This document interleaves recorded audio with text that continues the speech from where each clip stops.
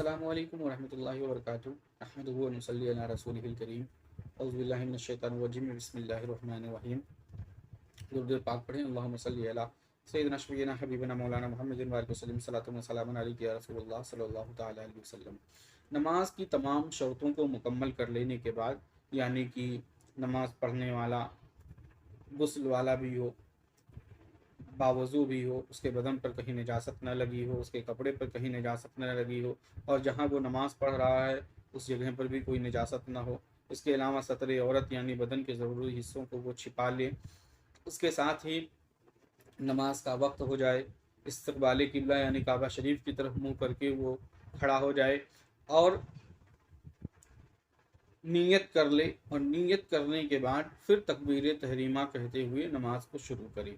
और खड़े होने का तरीका ये है कि क़िबला की तरफ इस तरह से खड़ा हो कि दोनों पैरों के दरमियान, दोनों पाँवों के दरमियान 4 अंगुल का फासला हो। उसके बाद तकबीर तहरीमा कहे, यानी दोनों हाथ कान की लौ तक ले जाए, इस तरह से कि कान की जो हाथ के अंगूठे हैं वो कान की लौ को छू जाएं।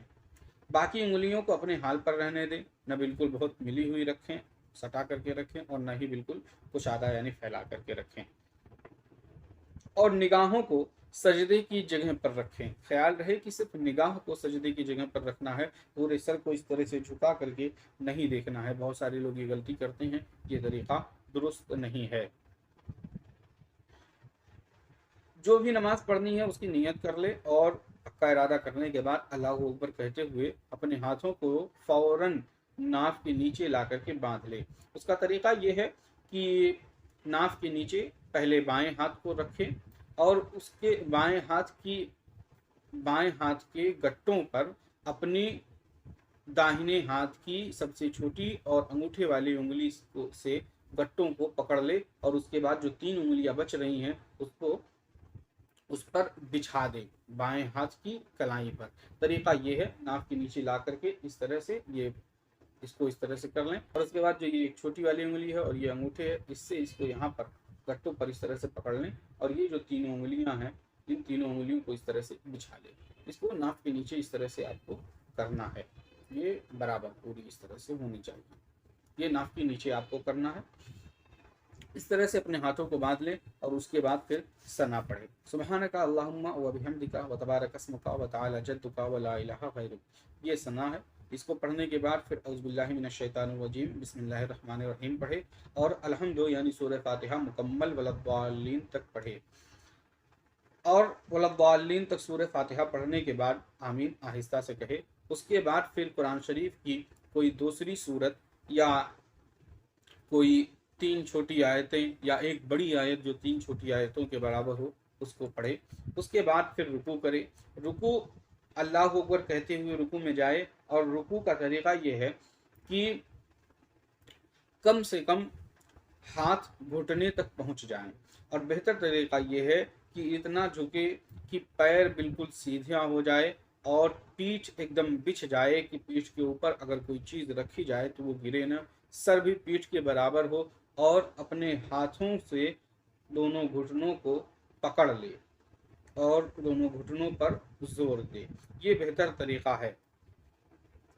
और हथेलियों को घुटने पर रख करके उंगलियों को खूब फैला करके पकड़े, और अपनी नज़र को पैर की पुष्ट पर, पैर की पाँव की कदम की पीठ पर रखे, और 3 मरतबा उसमें सुबहान रब्बियल अज़ीम पढ़े। और ख्याल रहे कि सुबहान रब्बियल अज़ीम पढ़ने में ज़ा, जिसको ज़ो कहते हैं, वो अदा होना ज़रूरी है। अगर कोई ज़ा को अदा नहीं कर पाता है, यानी ज़ो को अदा नहीं कर पाता है, तो उसके लिए हुक्म यह है कि वो सुबहान रब्बियल करीम पढ़े।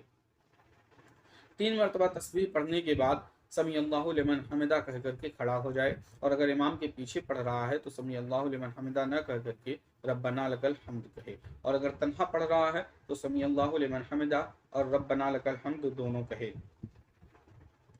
उसके बाद 1 मरतबा सुबहान अल्लाह कहने की देरी तक सीधा खड़ा रहे। रुकू के बाद सीधा खड़ा रहना ज़रूरी है। 1 मरतबा सुबहान अल्लाह कहने की बराबर इतनी देरी तक खड़े रहना ये ज़रूरी है। अगर उससे पहले फ़ौरन रुकू में चला गया, सजदे में चला गया, तो नमाज नहीं होगी। उसके बाद फिर अल्लाह को ऊपर कहता हुआ सजदे में जाए और सजदा इस तरह से करे कि पहले घुटने को ज़मीन पर रखे, फिर दोनों हाथों को रखे और दोनों हाथों के बीच में सर को इस तरह से रखे कि पहले नाक ज़मीन पर रखे, फिर माथे को ज़मीन पर रखे और नाक को ज़मीन पर जमाए इस तरह से कि यहाँ पर जो ये हड्डी होती है, ये जो उभरा होता है ये दबे और ये हड्डी ज़मीन पर जमे। और निगाहों को, अपनी नज़रों को उसी नाक की हड्डी पर रखे और बाजू करवटों से अलग हो, करवट पेट से अलग हो, पेट रान से अलग हो, रान पिंडलियों से अलग हो। और दोनों पाँव की सुन्नत यह है कि दोनों पाँव की 10 उंगलियों का पेट ज़मीन पर लग जाए, नहीं तो कम से कम 3-3 उंगलियों का पेट ज़मीन से लगना ज़रूरी है। अगर किसी के 3-3 उंगलियों का पेट नहीं लगता है ज़मीन पर तो उसका सजदा नहीं होगा। और सजदे में 3 मरतबा सुबहान रब्बियल आला पढ़े। 3 मरतबा सुबहान रब्बियल आला पढ़ने के बाद फिर सर उठाए। सर उठाने का तरीका ये है कि पहले माथे को उठाए, फिर नाक को उठाए, फिर अपने हाथों को उठाए और अपने दाहिने कदम को, दाहिने पाँव को खड़ा रखे और बाएं कदम को, बाएं पाँव को बिछा करके उस पर बैठ जाए और अपने दोनों हाथों को अपनी जांघ पर, अपनी रान पर रखे, उंगलियों को घुटनों के करीब रखे और बिल्कुल सीधा बैठ जाए। और इसमें भी 1 मरतबा सुबहान अल्लाह कहने के बराबर इतनी देरी तक बैठना इसमें भी ज़रूरी है। उसके बाद फिर अल्लाह ऊपर कहते हुए दूसरा सजदा पहले सजदे की तरह से करे और उसके बाद दोनों सजदे करने के बाद फिर सीधा खड़ा हो जाए।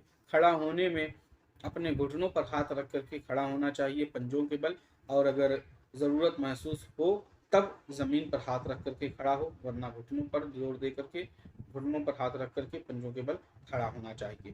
दूसरी रकात में खड़ा होने के बाद फिर आपको सना नहीं पढ़नी है और बिल्ला भी नहीं पढ़नी है, सिर्फ बिस्मिल्लाह पढ़ करके आपको अल्हम्दु आप पढ़ें, पूरी सूरत पढ़ें और उसके बाद फिर कोई दूसरी सूरत या 3 छोटी आयतें या एक बड़ी आयत पढ़ें और उसके बाद फिर रुकू करें पहले रकात की तरह से। फिर दूसरी रकात में फिर दोनों सजदे करें। जब दूसरी रकात के दोनों सजदे हो जाएं तो फिर बैठे रहे। जिस तरह से बैठने का तरीका भी बताया गया है कि दाहिना कदम खड़ा रहे, बाएं कदम को बिछा करके उस पर बैठ जाए, रानों पर अपने हाथों को, अपनी कलाइयों को बिछा दे और उंगलियों का जो किनारा है वो घुटनों के करीब रहे।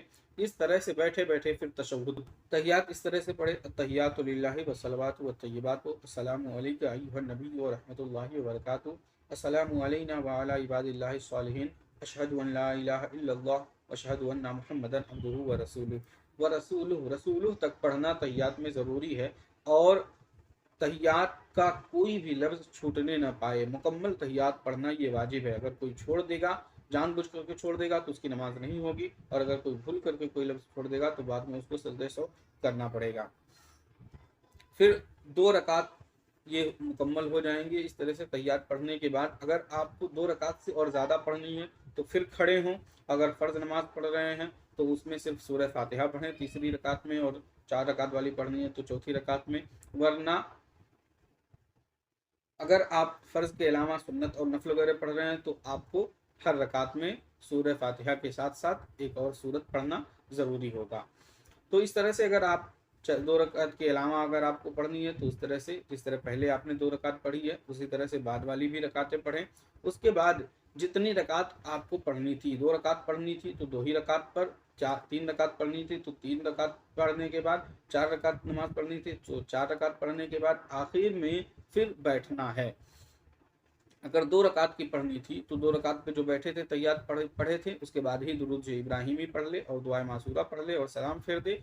और अगर 2 रकात के बाद भी पढ़नी थी तो खड़े होकर के 2 रकात मुकम्मल करने के बाद फिर बैठे और तहियात पढ़ करके, तहियात पढ़ने के बाद दुरूद इब्राहिमी पढ़े। दुरूद इब्राहिमी किस तरह से पढ़े? अल्लाहुम्मा सल्लि अला सय्यिदिना मुहम्मदिन व अला आलि सय्यिदिना मुहम्मदिन कमा सल्लैता अला सय्यिदिना इब्राहीम व अला आलि सय्यिदिना इब्राहीम इन्नका हमीदुम मजीद।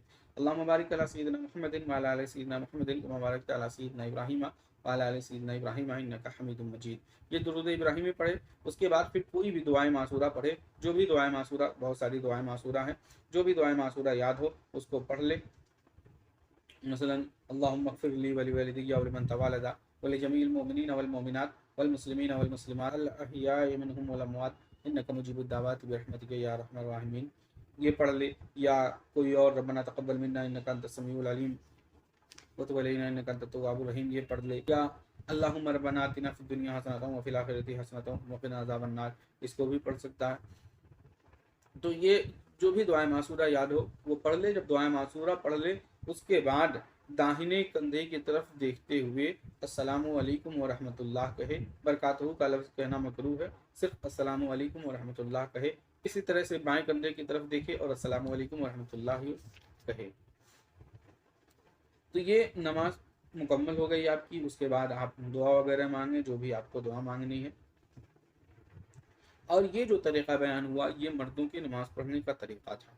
इंशाअल्लाह कल औरतों के नमाज़ पढ़ने का जो मखसूस तरीक़ा होता है, जैसे रुकू में फ़र्क होता है, तकबीर तहरीमा में हाथ उठाने में फ़र्क होता है, हाथों को बांधने में फ़र्क होता है, बहुत सारी फ़र्क है मर्दों और औरतों की नमाज़ में। तो औरतों की नमाज़ का जो तरीक़ा है मुकम्मल वो कल अलग से इंशाअल्लाह बयान होगा। अस्सलामु अलैकुम व रहमतुल्लाहि व बरकातुहू।